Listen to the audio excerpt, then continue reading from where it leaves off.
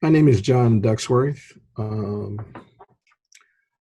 I I'm a graduate of the inaugural class of the MPS program at Sing Sing in 1982. Um, I met Bill Weber for the first time in 1982 at Sing Sing Correctional Facility in New York. Um, like most of the other men who met him on that day, we had no idea who Bill Weber was.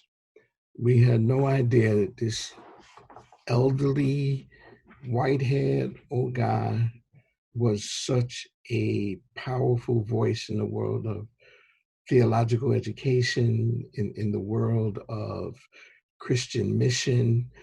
I mean, we had no idea who this guy was. He was just this guy who was being brought into the prison because his school, New York Theological Seminary, which we knew nothing about, uh, wanted to offer a master's program.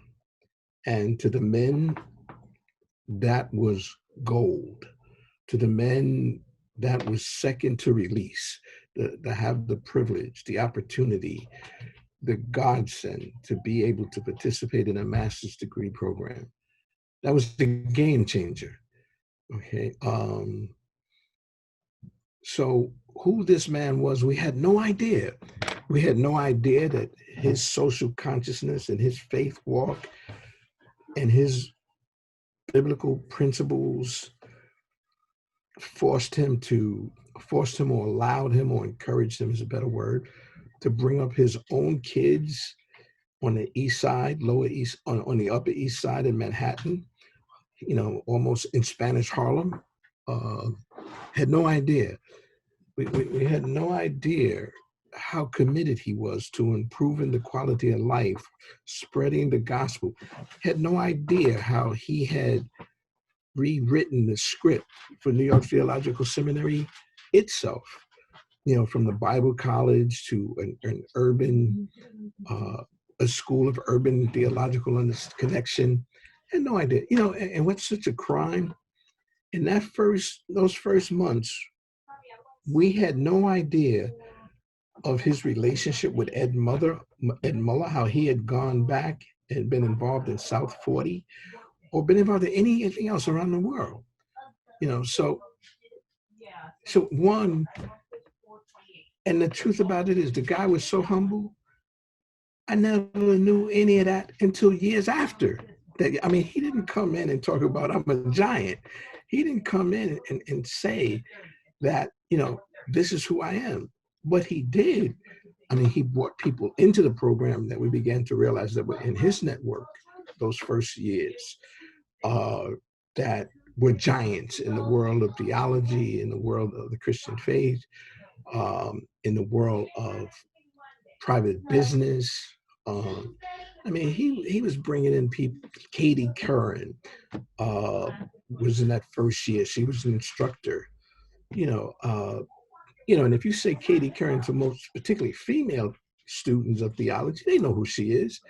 But we didn't know. We didn't know that. I'm thinking about Jim Forbes coming in and teaching. We didn't know who Jim Forbes was. Our introduction to him was he was one of the top 10 preachers in the United States at the time, according to Time magazine. That sounded good, but this group of prisoners, and 14 of us, I mean, I think we were astute. We thought we were knowledgeable of our time, but we had no idea who this community of people were. And Bill Weber was at the forefront of it. And I mean, and not only was he a theologian to us, not only was he an academic scholar, not only was he a person of mission within it, he was a friend. Bill was a friend. I mean, to every man that allowed him to be a friend, he was there. And I may say this later, but this didn't happen at first. But when I came home 2.5 years later, Bill brought me to his home. I had dinner at his table. Uh, I broke bread in his home. We and we did things together. Um, and I know, I mean, at one point he opened his door to other men, not just me. I mean, Bill was a friend.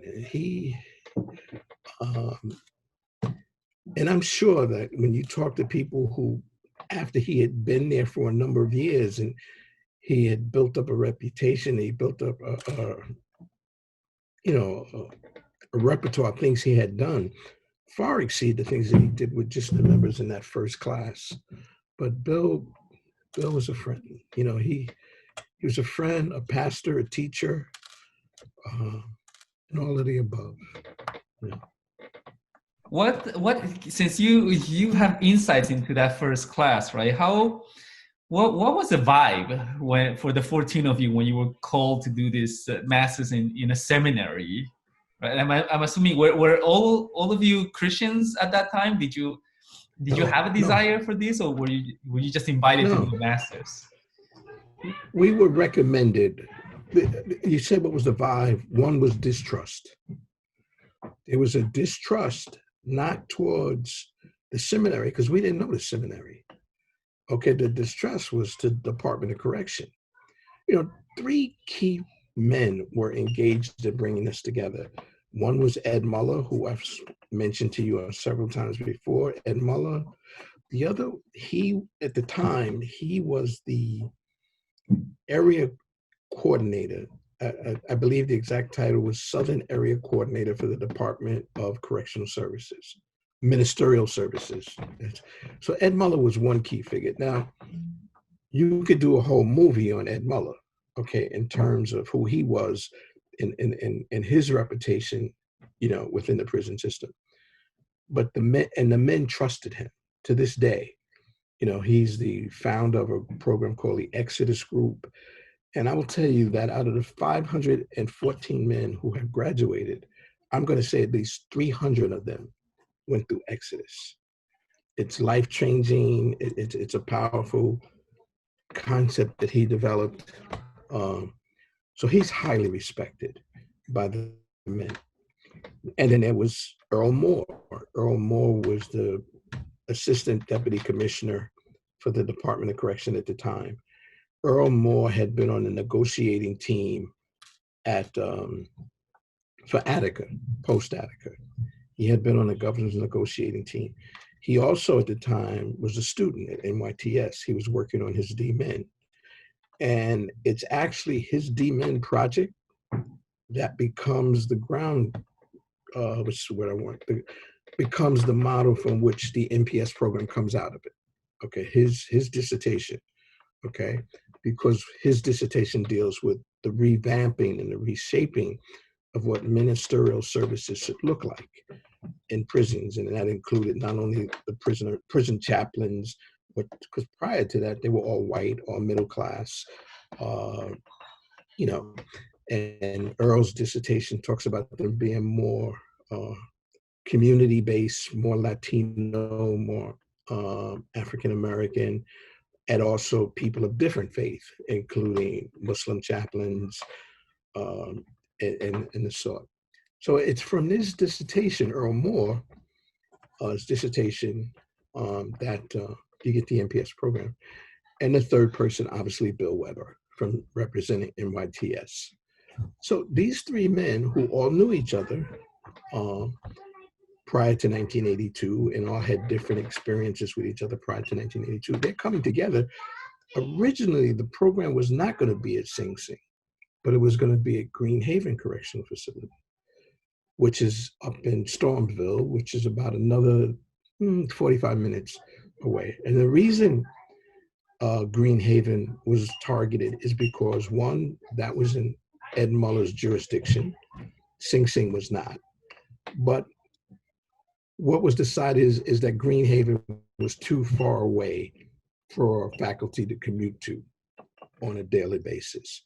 So Sing Sing was selected because it was a maximum security prison as well.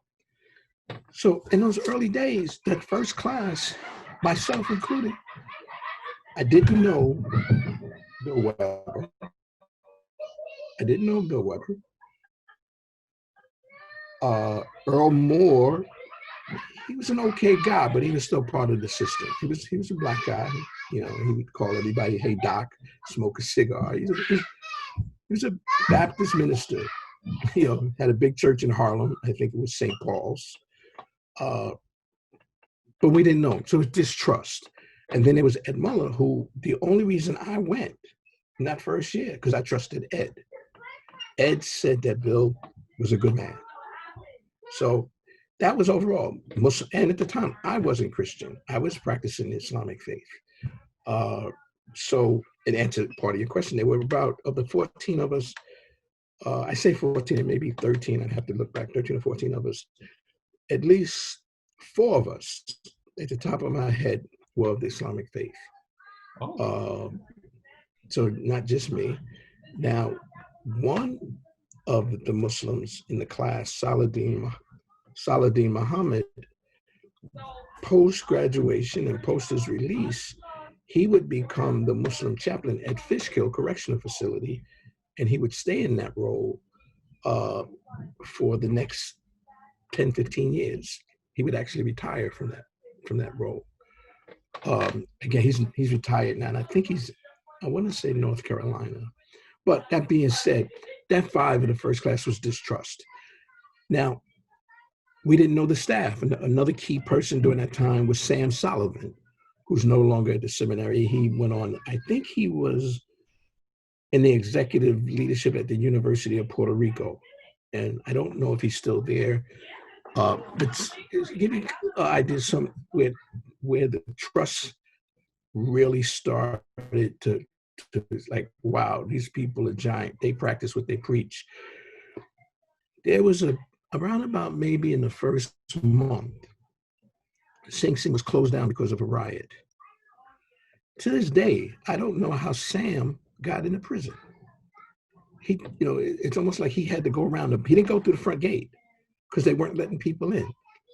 Sam was able to maneuver and around one of the back gates or something like that, talk to the guard, and the guard let him in, and he came on because we went into school at that time. We weren't in the downstairs area that you're familiar with. And so we were the only ones in class. He came, he got in, he maneuvered his way to the school, had the police in the school block, because now the prison is locked down. Had the police in the school block call up to the cell blocks and say, tell these guys to come on down. It's those kind of things where people began to trust him. It wasn't about, well, the rules say I can do this, and the rules say I can do that, and the rules say this, the guard said that. That was not the voice that was being uplifted. The voice that was being uplifted was the gospel says I can do this. And because the gospel says I can do this, that's what I'm going to do. Now, no one ever bought in contraband. No one ever bought any drugs or any weapons or anything like that. That's not the kind of people we're talking about on either side, amongst the faculty or the people the seminary reached out to, or the men in the class for that. We had a code. We would not take advantage of these people. We knew what we had.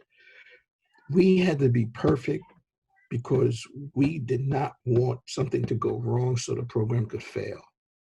So that was key to us. What another vibe, aside from the distrust, is the fact that we wanted men to be able to come behind us and partake in this opportunity. We understood the responsibility that we didn't undertake it, but we understood how people were looking at us. We couldn't afford to fail. Yeah, you mentioned this a little bit with the Muslim chaplain, but I know a lot of people from the program, but especially the first class, right, yourself included, have gone on to very prestigious and important positions, right? You were at the Salvation Army director position, very high executive position work. Do you still keep up with many of those in the first class? And can you tell me more about some of the things that those guys went on to do? The people who come out of the first class that I'm in contact with are the 13. There's Darrell Lumpkins. Darrell Lumpkins was born and raised in Ohio, and he he came to New York, uh, and he came as a model. I will say this to put this in context. Darrell is a very attractive man. Okay, so his professional life, he was a model, um, and he got hooked up in drugs, as in common. So he ended up in prison, and I think he had a 15, 20-year sentence. Um, but when he came home, he went back to Ohio. And in Ohio, he was working in the healthcare industry. And he was named the Man of the Year once that I'm aware of. He now he's um, he runs mental health homes. He has about maybe 4 or 5, and that's what he does in Ohio. So, and he doesn't model anymore, but he still travels that circle. He goes to the Super Bowl every year, and he's that kind of guy. So there's Saladin Muhammad, who I mentioned. He went on to become he was an imam in the Poughkeepsie, Newburgh area, and then he became a chaplain at Fishkill, and he remained in that position 15, 20 years, and he retired a couple of years ago. Saladin Muhammad. There's Randy Outlaw. Randy Outlaw, who I see often now, is he works in substance abuse. He's a licensed substance abuse professional, and he's 3 years from retirement. And Randy did 24 years. He's been home about 20 years now. And again, he made the decision to go. And if you check the records at NYTS, Randy's wife graduated from NYTS. So, and so that, so it's Randy, Saladin, Darrell. I think those are about the only folks from that first class that I'm in contact with. A couple of people have died. Henry, who wrote a book that Bill Weber helped get published. He was a poet. Henry wrote a book. And I apologize, I don't know the title at the top of my head. Then there was Jimmy Douglas. I think Jimmy is deceased. And a couple of the guys I'm thinking about right now didn't fit as well, who came home from that first class. But again, there were those who have done well, going in different directions and done well. I think there's a difference. When I came home, oh, Charlie Spain. Yes, Charlie Spain is in social service. He went on to get a PhD. And I want to say South Carolina. I haven't connected with Charlie the last 8-9 years, but no, Charlie Spain. And I would say this about Charlie Spain. Charlie Spain is probably the most intellectual, is one of 2 intellectual giants that I have met as Afro-American men. Charlie Spain was unbelievable. Charlie did over 25 years. I think Charlie was the first one to come home from the class. But again, he had done so much so much time before he took the class. But yes, so, and if you put me in that category, it's in the 13, 14 of us, 5 of us have done exceptionally well by most standards. And Henry and Jimmy are dead, so that's 7. And I can't speak to what the other 7 have done. So, as you know, when Bill was given the honorary doctorate, he was called a prophet for the cause of justice, right? As somebody who was close to him and a friend of his, uh, tell us more about how he was prophetic, both in the work that he did in Sing Sing and YTS, but more about his life, since you got to get a glimpse of that, right? How he was living his life. When I think of Bill being prophetic, I don't think about Sing Sing. What I do think about is how this man, world known, okay, known around the world, a change agent, powerful in the faith community, significant status in the faith community. One, he raised his kids in East Harlem in 1940s, 1950s. He didn't have to do that. Okay, that had to be a conscious decision.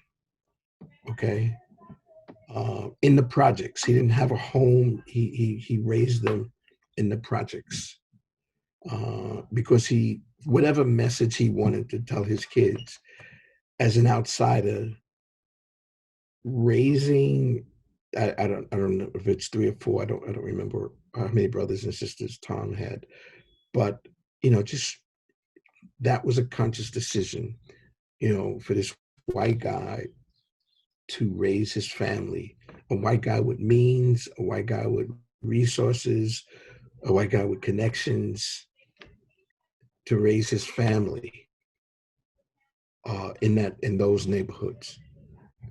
That says more to me about the man than what he does at Sing Sing and how he helped the least of these, how he reached out to the prisoner and all of that. That's a greater statement, in my opinion. Someone else may take the posture that, what he did because he visited us in prison and he did all these wonderful things. He tried to make resources available to us. Another thing that stuck out in my mind, even before the NPS program, the men who were part of the South 40 Corporation, okay, this is predates in the 70s now. The men under the leadership of Ed Muller, they couldn't be released from prison without an address. Neil worked out an arrangement where apparently South 40 paid NYTS when it was on 23rd Street for like maybe 20 beds. And that was the men's address. So here are these men who were prisoners or recent parolees. Some were recent parolees. The only way they could get parole is they had a place to live. And they found housing at NYTS because Bill Weber and Ed had worked out this arrangement. That talks about being a visionary in my mindset. That talks about his commitment to justice. There is no Sing Sing program at those date and time. That hasn't even been birthed yet. But Bill's willingness to help advance and assist and empower the least of these, that speaks to me in terms of his mindset of justice. And I apologize for not knowing this, but there's no doubt in my mind that Bill uplifted justice long before the NPS program and in a host of arenas completely outside of Sing Sing. There's no doubt in my mind he did that, but so, I think he was definitely the man to receive that award, and it was given to a man whose life had earned it. To the NYTS community, to the students today, and our partner churches, what's the takeaway you want them to have of the impression you will want them to have of Bill Weber? If you could give them something to take away with, to remember Bill Weber and as they are affiliated with NYTS. A visionary. He's definitely a visionary. Mm-hmm. he definitely saw, he definitely interpreted the scriptures. Uh, in those early, we talk about praxis. Mhm. What theological education. It's not about it's about what the Word of God says and where I'm living, and how they mesh that, how we live that, and that praxis becomes where theology began or begins for us. It's the scripture, it's the life I'm living, and how I bring them together. You know,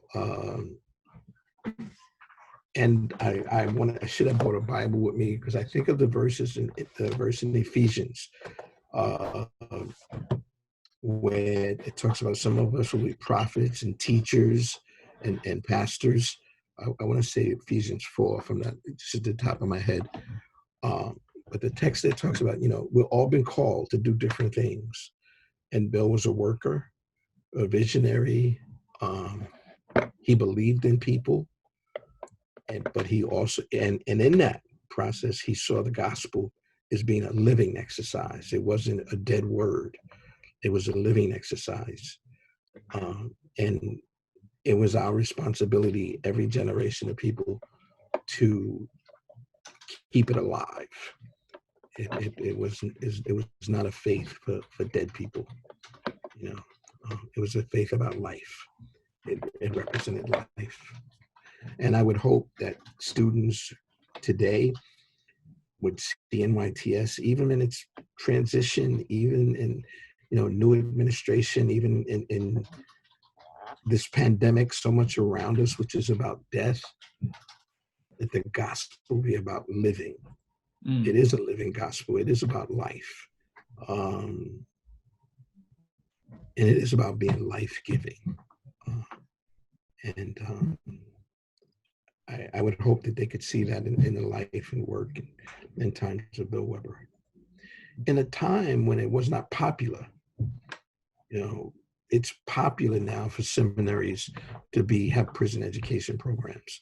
Mhm. There were over 40, 50 seminaries around the country teaching, but in 1982, there were none. Okay, and even today, many of the seminaries that are in the prisons, they do not offer degree programs. They offer certificate programs. I mean, one very well-known seminary, I think they do some creative stuff. They bring their student body into the prison and they go to classes with the men. However, the men in prison get a certificate. The students from the campus get a credit. That's not equitable to me.